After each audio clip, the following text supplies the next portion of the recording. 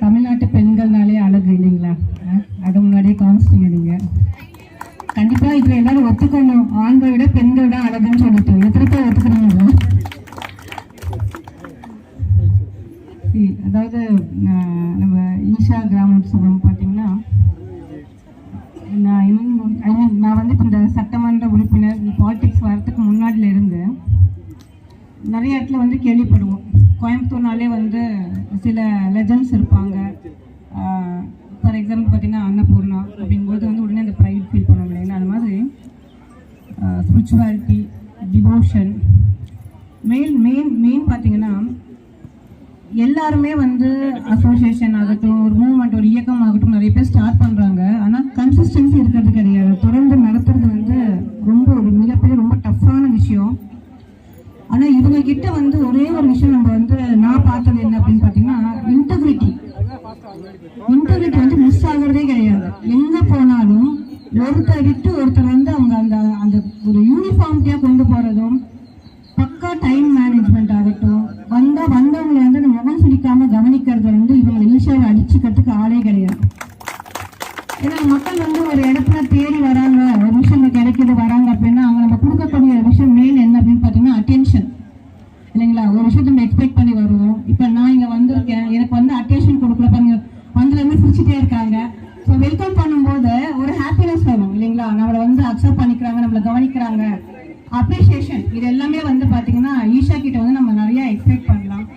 அதை நான் வந்து கேட்டேன். ஏன்னா எனக்கு உண்மையிலே வந்து பெரிய அவேர்னஸ் கிடையாது இந்த கிராமோத்சவம். நான் இன்னைக்கு தான் கேள்வியே படுறேன். ஏன்னா உண்மையை ஒத்துப்பேன், எப்பவுமே இன்னைக்கு தான் கேள்விப்படுறேன். பட் ஒரு 18 நான் நினைச்சேன், ஓகே என்னங்க சார் வந்தோடனே வருஷம் பண்ணுவீங்களா, எத்தனை வருஷம்னா ஒரு 18 வருஷம்னு சொன்னோடனே வந்து ஷாக் ஆகிட்டேன் நான்.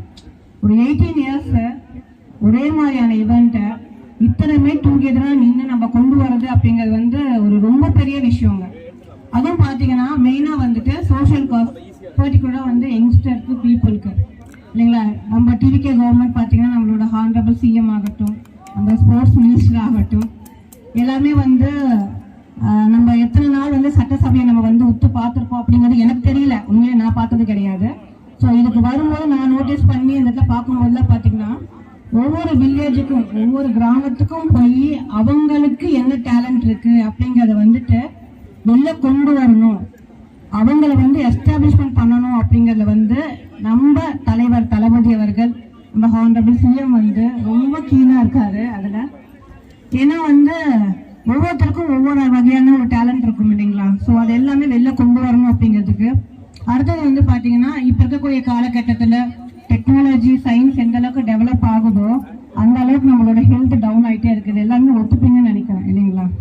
ஏன்னா நான் வந்து என்னோட பசங்களை எங்கேயுமே கூட்டிகிட்டு போக மாட்டேன். இன்னைக்கு வந்து நம்ம ஈஷா ப்ரோக்ராம் அப்படிங்கிறது ஒன்று, அடுத்தது வந்து அதுக்கான ஸ்போர்ட்ஸ் ப்ரியாரிட்டி அப்படிங்கிறது தான் கொண்டு வந்தது. இல்லை அப்படின்னா நானும் வீட்டில் இருக்கிறது இல்லை.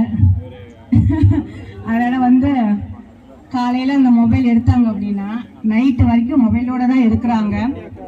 ஒரு வகையில் நல்ல விஷயம். ஆனால் இன்னொரு பக்கம் பார்த்தீங்க அப்படின்னா அந்த பிரெயினோட ஆக்டிவிட்டி வந்து அதோட அந்த ஒரு என்ன சொல்லுவாங்க, ஒரு ஒரு நம்ம வந்து மெயினாக இந்த ஆல்கஹால், ஸ்மோக்கிங் இதெல்லாம் தான் வந்து இன்ஜூரியஸ் அப்படின்னு நம்ம வந்து நிறைய பேர் சொல்கிறாங்க. கட்டாயமாக கிடையாது. அது ரெண்டை விட வெரி இன்ஜூரியஸ் வந்து நம்மளோட மொபைல் ஃபோன். ஸோ வந்து குழந்தைங்களுக்கு அதை அளவாக பயன்படுத்தி கொடுங்க. ஸோ அவங்களுக்கான சம் டிஸ்ட்ராக்ஷன், டைவர்ஷன் வேணும். ஏன்னா இப்போ எல்லாருமே சொல்கிறோம், ஒருத்தர் வந்து வீட்டிலேருந்து ஒருத்தர் வேலைக்கு போனால் சம்பாதிச்சு நம்ம வந்து இப்போ கொஞ்சம் டஃப் தான் இப்போ இருக்கக்கூடிய இந்த லைஃப்பை லீட் பண்ணுறது. ஸோ போத் வந்துட்டு பேரண்ட்ஸ் வெளியில் போயாச்சு அப்படின்னா வந்து குழந்தைங்களுக்கு இப்போ எந்த ஒரு டிஸ்ட்ராக்ஷன்ஸுமே இருக்கிறது இல்லை. ஏன்னா மேக்ஸிமம் எல்லாரும் பார்த்தீங்கன்னா இந்த அப்பார்ட்மெண்ட் ஸ்டைல் ஆஃப் இது கல்ச்சர் எல்லாம் வேறு மாறி போகுது. அதனால் இவங்க மாதிரி நம்ம ஈஷா மாதிரி இந்த மாதிரி ஈவெண்ட்ஸ் எல்லாம் வந்து ஆர்கனைஸ் பண்ணும்போது தயவு செய்து வந்து எல்லாம் கலந்துக்கோங்க, பார்ட்டிசிபேட் பண்ணுங்க, குழந்தைகளுக்கு வந்து என்கரேஜ் பண்ணுங்க. ஸ்போர்ட்ஸ் என்கரேஜ்மெண்ட் அப்படிங்கிறது வந்து வெறும் ஃபிசிக்கல் ஃபிட்னஸை மெயின்டைன் பண்ணி மட்டும் கிடையாது. மென்டல் இம்பேக்ட், மைண்டுக்கான ஒரு கிளாரிட்டி, அதே மாதிரி உங்களோட கோலுக்கான ஒரு ஃபோக்கஸை வந்துட்டு ஃபியூச்சர் விஷனரி டாக்குமெண்ட்டாக கொடுக்குதுங்க. ஸோ அதை வந்து எல்லாரும் வந்து இது பேரண்ட்ஸ்க்கான அட்வைஸ் ஆகட்டும், குட்டீஸ்க்கான அட்வைஸாக எடுத்துக்கோங்க நீங்கள். ஸோ ஸ்போர்ட்ஸை வந்து இன்டர்ஜ் ஆகுங்க, எல்லாருமே ஹாப்பியாக இருங்க. ஏன்னா வந்து எத்தனை விஷயங்கள் எவ்வளோ பெரிய வளர்ச்சிகள் இருந்தாலுமே ஹெல்த் இஸ் ஆல்வேஸ் வெல்த்துங்க. அதே மாதிரி வந்து இந்த ஓல்டு ஆக்டிவிட்டீஸ் நம்ம பசங்களாம் பார்த்தீங்கன்னா அது கிராமங்க அப்படிம்பாங்க. என் பசங்க எனக்கு கூட்டுறதுக்கு மெயின் காரணம் அதுதான், அவங்க பார்க்கணும் அப்படிங்கிறதுக்காக தான். ரீசன் என்ன அப்படின்னு பார்த்தீங்கன்னா விஷயம்லாம் இப்போ ஒன்றும் கிடையாது. இப்போ எல்லாம் மாறி போச்சு, எல்லாம் இதுலேயே வந்தாச்சு, எல்லாம் தெரிஞ்சுக்கிறது அப்படிங்கிறது அது வந்து சப்ஜெக்டே கிடையாதுங்க. அந்தந்த வயசுல அந்தந்த மெச்சூரிட்டியில் அந்தந்த விஷயங்கள் தெரிஞ்சுக்கிட்டாதான் அது அளவும் கூட. அப்போ இப்போ இருக்கக்கூடிய ஸ்டேஜில் வந்து குழந்தைங்க விளையாடுறது, பெரியவங்க விளையாடுறது, ஏஜ் வந்து அதுக்கான ஸ்போர்ட்ஸ் ஆக்டிவிட்டி இருக்கு. அதனால எல்லாரும் வந்து உங்களோட ஒர்க் என்னவா இருந்தாலும் நம்ம வந்து இப்போ லாஸ்ட் இதில் கூட கோரிக்கையில் நாங்கள் பேசும்போது கூட சொல்லியிருப்பாரு, எங்கள் அமைச்சர் சொல்லியிருப்பாருங்க, ஒரு நாளைக்கு 1 மணி நேரமாச்சும் அட்லீஸ்ட் வந்துட்டு கண்டிப்பாக இந்த கேமிங் கிடையாது, ஸ்போர்ட்ஸ் கண்டிப்பாக இருக்கணும், 100% இருக்கணும். ஸோ டிஸ்ட்ராக்ஷனோ டைவர்ஷனோ இந்த ட்ரக் ஆக்டிவிட்டி இதெல்லாம் வந்து பார்க்கும்போது ஒரு பக்கம் வந்து என்ன சொல்றதுங்க, சோஷியல் மீடியா எப்போயோ ஒரு பக்கம் ரீச் பண்ணி கொண்டு போயிடுது, உங்களுக்கு தெரியும் நினைக்கிறேன். நல்ல விஷயங்களா கொண்டு போனால் வந்துட்டு நம்ம ஃபேமிலிக்கு நம்ம ஃபியூச்சருக்கு எல்லாத்துக்குமே வந்து நல்லதாக இருக்கும்னு சொல்லிட்டு நினைக்கிறேன். அதனால நல்ல விஷயங்களை மட்டும் எடுத்துக்கோங்க, கெட்டதை விட்டுருங்க. தினசரி வந்து ஃபிசிக்கல் ஆக்டிவிட்டி, அது யோகா ஆகட்டும், ஸ்போர்ட் ஆகட்டும், ஏதோ வகையில் வந்துட்டு என்கேஜ் ஆகுங்க. உங்களோட ஃபோக்கஸ் நல்லா ஷார்ப் ஆகும்னு சொல்லி இந்த ஆப்பர்ச்சுனிட்டி கொடுத்த நம்ம ஈஷா அவங்க குரூப் வந்துட்டு ரொம்ப நன்றி சொல்லிக்கிறேன். எனக்கு ரொம்ப ஃபார்மலாலாம் பேச தெரியாது, நான் இப்படி தான் பேசுவேன், எல்லாருக்கும் புரியும்னு நினைக்கிறேன். சந்தோஷம். Thank you so much.